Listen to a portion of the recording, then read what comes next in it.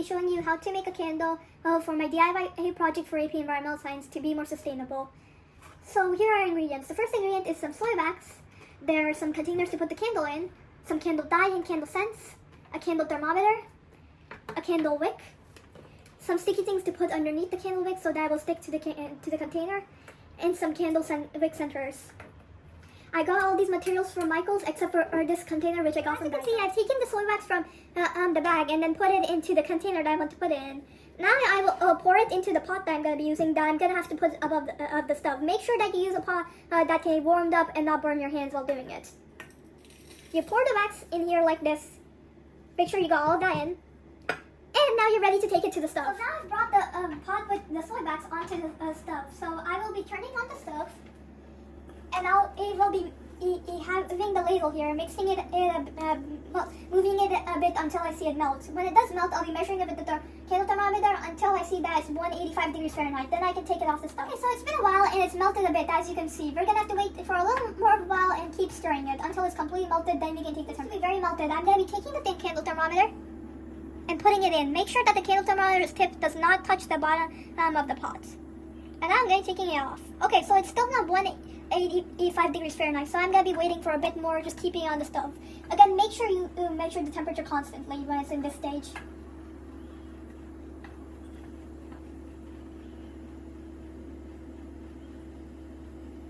It's so close to 185.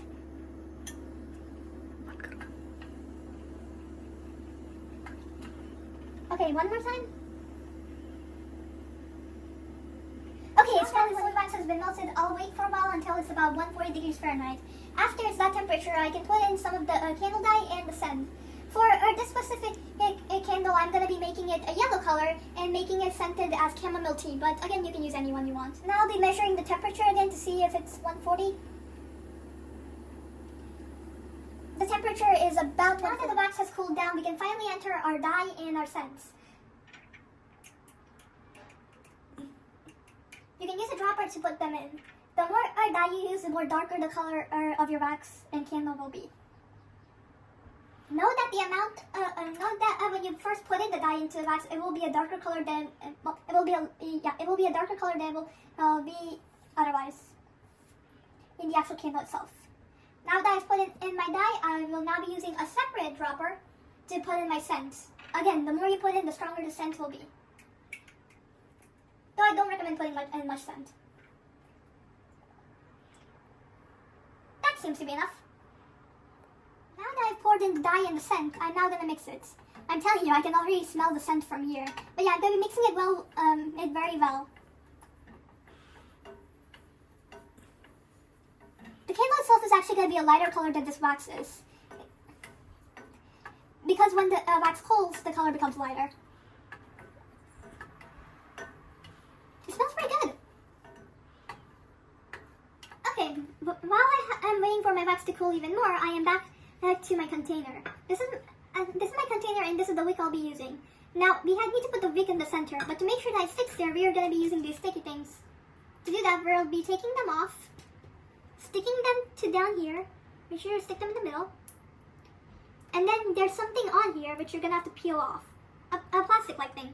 After it's peeled off, this thing is sticky now. Make sure it's attached well. And use the sticky thing to attach it into the middle of the container of the candle you'll be making.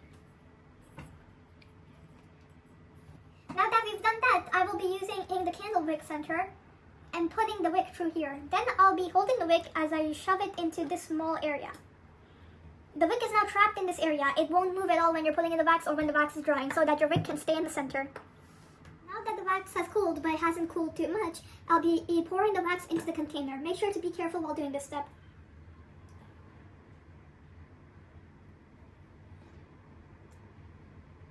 Just like that. Now that I've poured in the wax, I'll wait for about 24 hours for it to cool. I'll be back. Okay, so it's been about 24 hours, and this is what the candle looks like. I'll be taking off the candle wick center.